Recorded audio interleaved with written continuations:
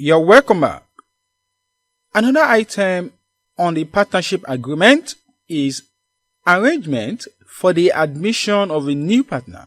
Now let's see the influence or effect of this on the partnership account.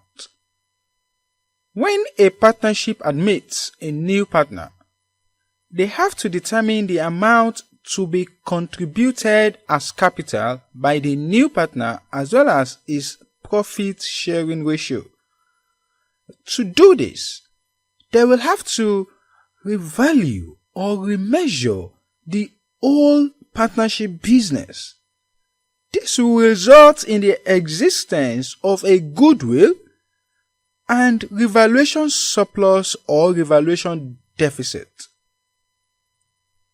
The goodwill will arise when the net asset, that is, the carrying amount of the identifiable assets and liabilities, when the total of it is lower than the new value or the revalued amount of the business.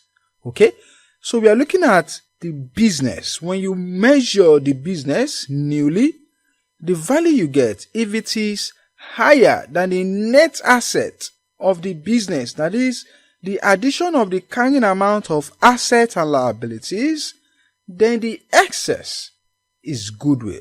For example, if the net asset of a partnership is 250,000 and after remeasurement of its assets and liability, the total worth was 300, then the goodwill will be 50,000, being the remeasured amount of 300,000 and the net asset of 250.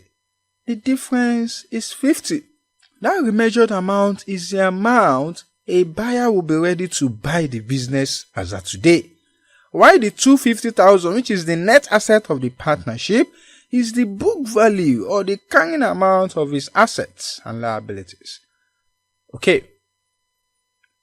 Revaluation surplus will arise when the new value of an asset is higher than the carrying amount of the asset.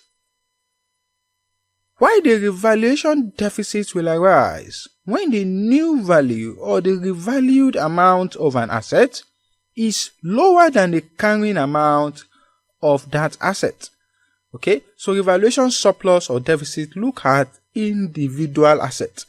While goodwill, the calculation of goodwill is arrived at by looking at the entire business. In the next video, we will look at the treatment of goodwill and revaluation on admission of a new partner. Thank you very much. See you in the next video.